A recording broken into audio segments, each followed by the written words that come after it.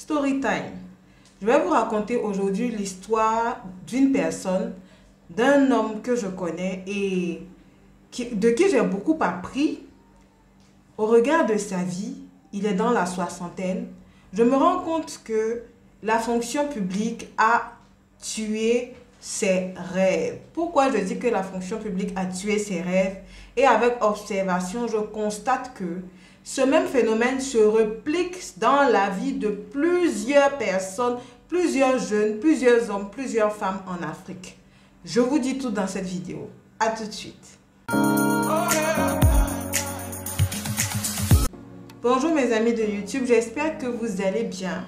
Si vous êtes nouveau sur cette chaîne, je vous encourage à vous abonner et activer la petite cloche de notification pour recevoir de façon hebdomadaire toutes nos vidéos sur la thématique de l'e-commerce, du business en ligne et de l'entrepreneuriat.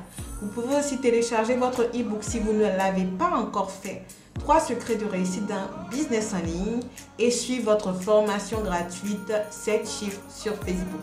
C'est une formation entièrement gratuite que je vous offre pour vous montrer la démarche à suivre pour avoir un business en ligne qui génère au moins 7 chiffres en Afrique.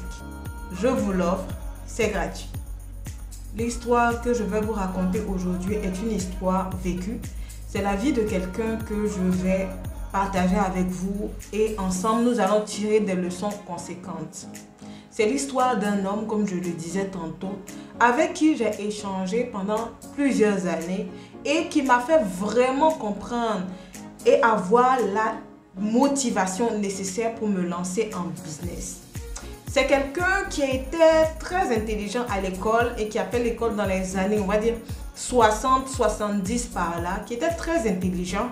Et vous savez qu'à l'époque, les élèves intelligents ne peinaient pas à trouver du travail, ne peinaient pas à rentrer à la fonction publique lorsqu'ils finissaient leur cursus universitaire.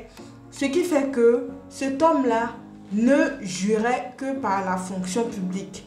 Il me disait, quand j'allais à l'école, je voulais obligatoirement être fonctionnaire parce que à notre époque, les fonctionnaires étaient bien traités.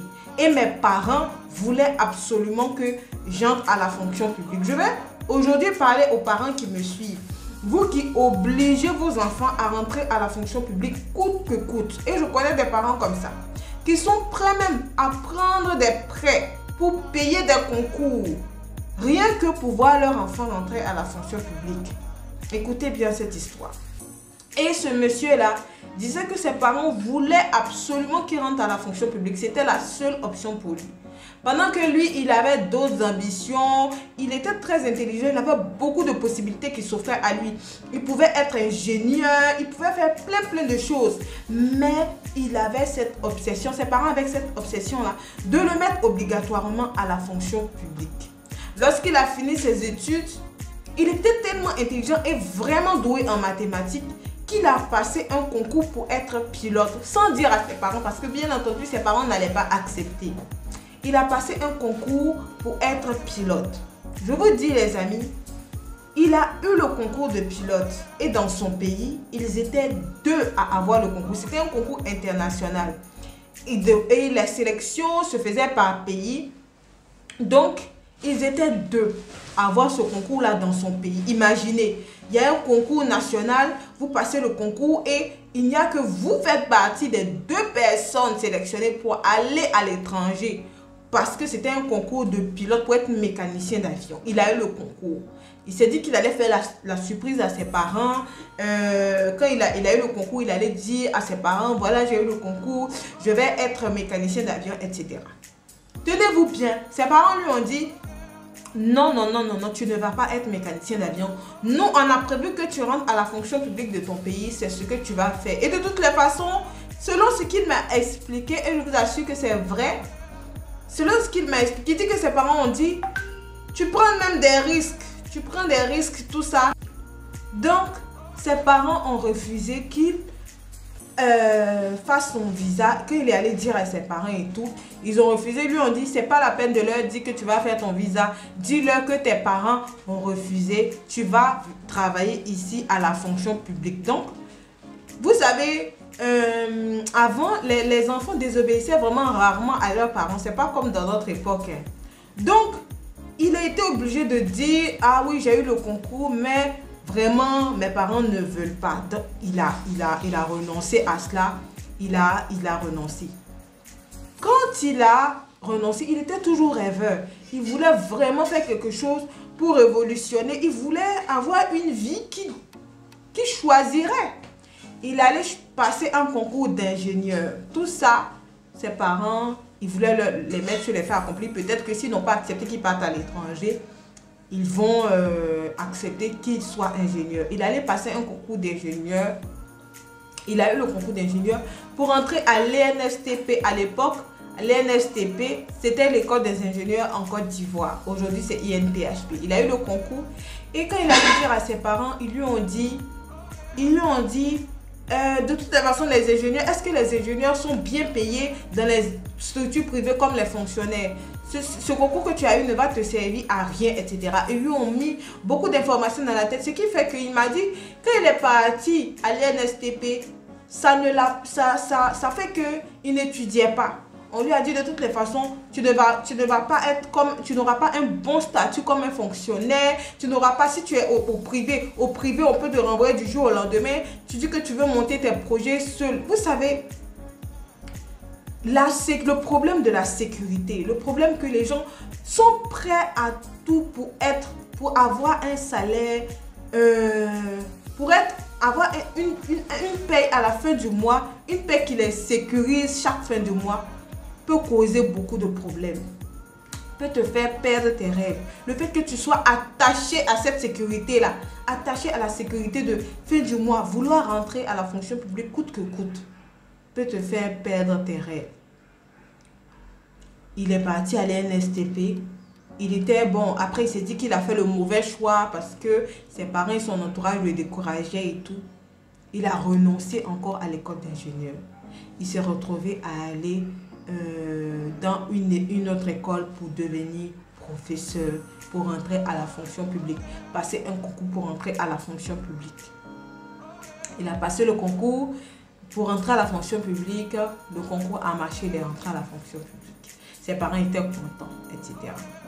10 ans de service, 15 ans de service, il voit que c'est 200 000. Parce que quand tu rentres à la fonction publique, de toute façon, quand tu commences, ton salaire est entre 200 000 et 500 000. Si tu as trop eu, bon, il y a des fonctionnaires qui peuvent aller jusqu'à 1 million, ok? Mais j'en connais très peu. J'en connais très peu. C'est le salaire qu'il avait. Il se rend compte qu'après 10 ans de service, il a toujours son même salaire. Il n'a pas d'avancée. Les avantages qu'ils avaient à l'époque, au fur et à mesure que les années passaient, les avantages se sont réduits. Et c'est même les fonctionnaires qui sont devenus les personnes qui ont plus de difficultés malgré les salaires supposés être sûrs. Et il s'est dit, mais est-ce que si j'avais eu la possibilité de suivre la voie que j'avais choisie et que je ne m'étais pas lancé coûte que coûte à la fonction publique, j'allais être en train de courir après un avancement. Imaginez-vous, en 10 ans, tu as le même revenu qui vient chaque fin de mois. Si tu touches 300 000, en 10 ans, tu passes 10 ans à toucher le même 300 000 francs chaque fin du mois. Dites-moi, comment est-ce que tu t'en sors à ce niveau? Comment est-ce que tu vas t'en sortir? Cette personne-là a fait 30 ans de service. 30 ans en train de travailler pour l'État. 30 ans. Jusqu'à ce qu'il parte à la retraite. Je vous dis que tous ses rêves sont tombés à l'eau. Pourquoi tous ses rêves sont tombés à l'eau? Parce que il n'a pas pu réaliser tout ce qu'il voulait réaliser. Les maisons qu'il voulait construire. Parce que tout le monde veut d'une certaine manière ou d'une autre laisser des biens construits, etc. Il n'a pas pu construire. Il est parti. C'est comme si tu avais travaillé 30 ans pour rien. Il s'est rendu compte que l'avancement il attendait depuis des années est venu dans ces dernières années pour aller à la retraite, ce qui lui laissait peu de temps. En même temps, quand tu avances, quand tu veux aller à la retraite, ben, bien sûr, tu n'es plus tout jeune. Ça fait que tu n'as pas la même vigueur pour travailler comme tu aurais pu travailler comme quand tu étais jeune. Donc, il est obligé de faire avec les revenus qu'il a. Sa vie a totalement changé. Pendant que, s'il avait suivi son instinct, qui était de devenir pilote, ou ses parents avaient accepté son avenir en tant que pilote ou en tant qu'ingénieur, il aurait pu révolutionner. Sa vie aurait pu avoir un tournant à 180 degrés, très différent de ces 30 dernières années qu'il a pu passer. Pourquoi aujourd'hui les jeunes sont obnubilés par la fonction publique? Il y a des jeunes africains, quand tu les rencontres, quand tu parles avec eux, tout leur rêve, c'est de rentrer à la fonction publique. De payer un concours, qui va leur permettre d'avoir un salaire sûr à la fonction publique. Vous êtes en train de gâcher votre vie. Vous êtes en train de gâcher votre vie. Parce que il y a en vous plus que vous ne pouvez imaginer. Vous pouvez gagner. Les gens pensent à gagner 300 000 francs que tu es en train de te tuer pour vouloir gagner chaque fin du mois. Il y a des jeunes qui gagnent 300 000 francs par seconde dans le monde. Parce qu'ils ont compris les principes. Parce qu'ils ont compris les principes, ils ont compris que l'avenir appartenait à l'entrepreneuriat. Bien sûr, vous allez me dire que tout le monde ne peut pas être entrepreneur, mais ceux qui ont la vigueur et la possibilité de se lancer en entrepreneuriat doivent le faire. Une parenthèse que j'ouvre, cette personne en question dont je vous raconte l'histoire, à un certain moment, après 15 ans de service, voulait passer un concours pour augmenter en grade. Tous les concours qu'il voulait passer, on lui demandait de payer. Je ne vous apprends rien. Ok, dans plusieurs pays d'Afrique, c'est la norme. Payer un concours, c'est la norme. On lui demandait de payer. Envoie 2 millions pour payer le concours. Sinon, c'est peine perdue, tu ne pourras pas avoir. Eh bien, cette personne-là, fortement attachée à ses principes, a refusé, toujours refusé de payer un concours. Toujours refusé de payer un concours. La personne a dit, je préfère gagner mon maigre salaire et finir ma vie avec que de payer un concours et tomber dans la corruption. Les amis, faites les bons choix. Si aujourd'hui tu regardes cette vidéo, que tu es omnibulé par le fait de rentrer à la fonction publique ou que la fonction publique est la seule option de réussite pour toi, je vais t'encourager à te réveiller et à swifter ton mindset. Parce que tu vaux plus que ça. Il y a peut-être plus grand que tu peux avoir. Il y a peut-être plus grand que tu peux avoir.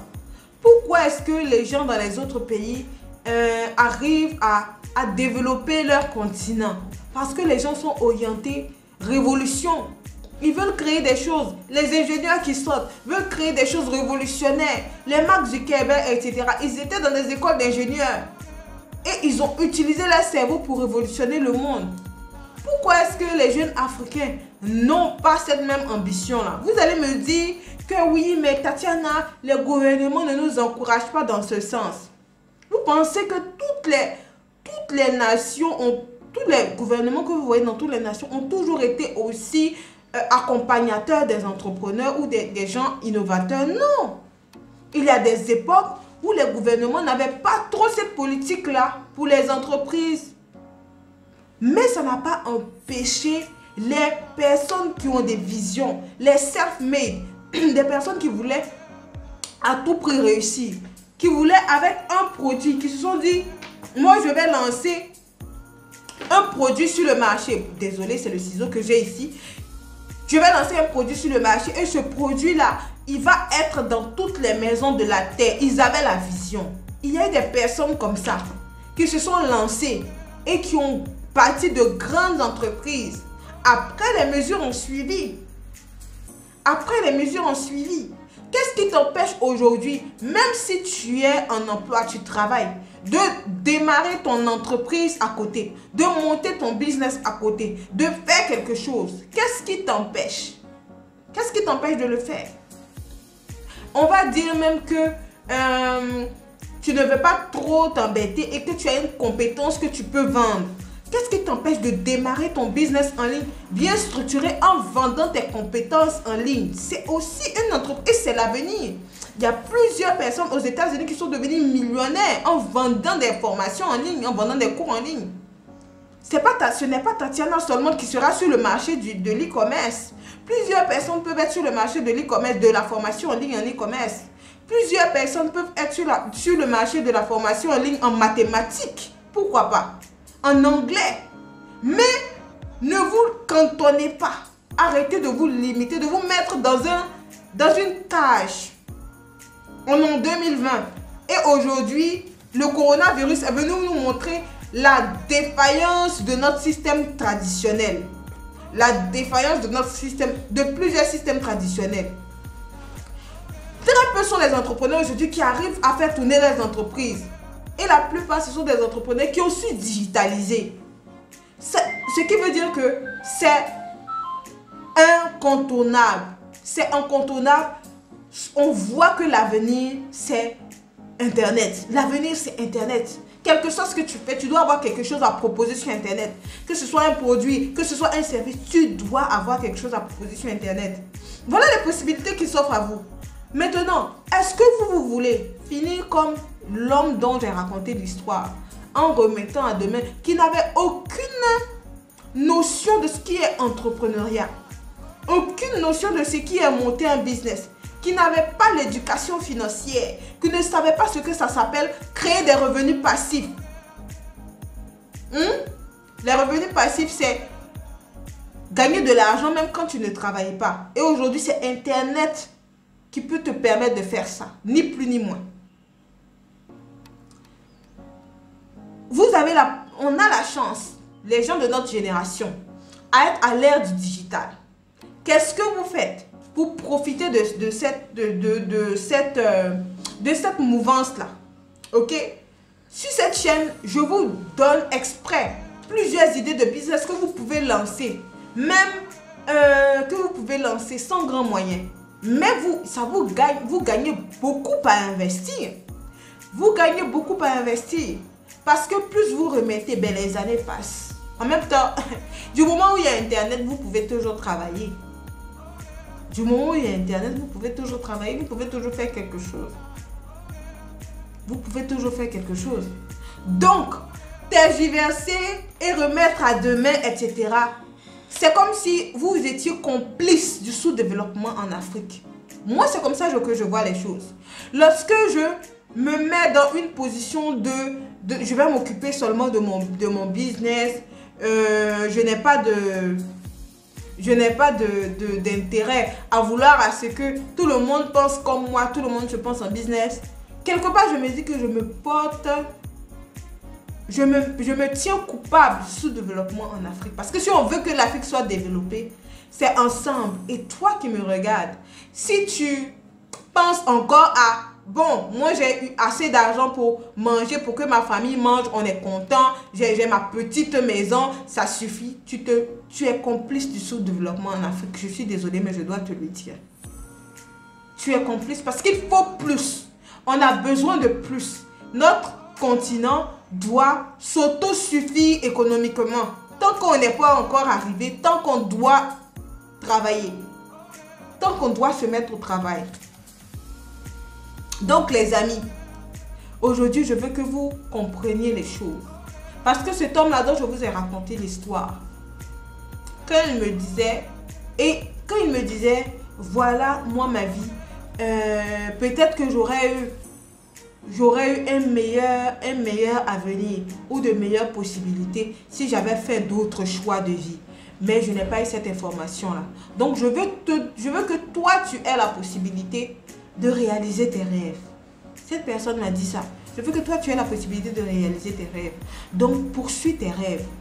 Coûte que coûte, faille que faille, poursuis tes rêves. Si vous ne poursuivez pas vos rêves, vous n'aurez jamais de chance de les voir se réaliser. Jamais. Alors les amis, soyez motivés, soyez déterminés à vouloir que vos rêves se réalisent. Ne vous laissez pas endormir par la fonction publique. Ne vous laissez pas endormir. Même ce que je remarque aussi, Quand même les gens sont fonctionnaires qui veulent démarrer un business, ah, je vais démarrer un petit business comme ça. Je vais démarrer un petit truc pour arrondir la fin de mois, un petit truc. Qu'est-ce que tu as à vouloir démarrer un petit truc? Si c'est pour faire un petit truc, mieux vaut que tu ne te lances pas en affaires. Parce que ne viens pas lancer un petit truc. Il y a une femme aux États-Unis, C.J. Walker, self-made, elle était servante. Elle était servante. La première femme millionnaire aux États-Unis, self-made. Ça veut dire qu'elle a été millionnaire d'elle-même. Elle s'est battue elle-même. Elle a commencé petit. Ce qu'on appelle démarrer from scratch, de rien. Et elle est devenue millionnaire. La première femme millionnaire noire aux États-Unis. Cette femme-là, elle a été servante. Elle était servante. Avec un produit pour cheveux. Un produit pour cheveux. Elle est devenue millionnaire. Elle est devenue millionnaire. Cette femme-là, avec un produit, elle a gagné les États-Unis. Tout ça avec sa vision. Avec sa vision. Donc, arrêtez de vous laisser endormir. Endormir par la fonction publique. Ou même souvent, c'est tellement déplorable. Quand tu vois des jeunes qui disent, ah, moi je vais rentrer à la fonction publique. Et puis, je vais vraiment détourner l'argent parce qu'ils le disent implicitement. Hein, après 6 mois, après 1 an, après 2 ans, je vais construire une grande maison. C'est quel travail que tu vas faire et puis en 2 ans, tu vas construire une grande maison? Quel salaire de fonction publique? Si ce n'est pas que tu vas passer par la case corruption aussi. La corruption, est-ce que c'est ce que tu veux? Tu veux avoir une richesse comme ça au début et puis souffrir à la fin de ta vie? Parce que bien entendu, dans certains pays, on se rend compte que y a des gens qui vont à la retraite. Après, on dit qu'ils ont détourné de l'argent, on les met en prison, on ne comprend rien. Ou quand le pouvoir change, on dit, ah oui, ils étaient là, mais ils ont détourné de l'argent et tout. Est-ce que c'est ce que toi tu veux? C'est pas ce genre d'exemple que tu dois avoir. Tu dois avoir la vision de toi-même réussir. Toi-même réussir. Démarrer un business, avoir ton entreprise qui va grandir, qui va révolutionner les nations. Ça, c'est les choses que tu dois avoir comme objectif. La raison pour laquelle je fais cette vidéo-là. J'ai fait cette vidéo pour te raconter l'histoire de ce monsieur. Pour te motiver à voir les choses autrement. Parce que c'est la puissance économique qui va sauver ce continent. Et la puissance économique, c'est ce que toi, tu vas mettre en place. C'est ce que moi, je vais mettre en place. Ne laisse pas tes rêves être anéantis par ton envie de sécurité. Choisis la liberté. Robert Kiyosaki disait dans son livre que ceux qui veulent la sécurité sont ceux-là qui vont toujours travailler pour ceux qui veulent la liberté. Choisis la liberté financière. Sors de la sécurité. C'est ce que j'avais à partager avec cette vidéo. On se dit à la prochaine vidéo et bye bye.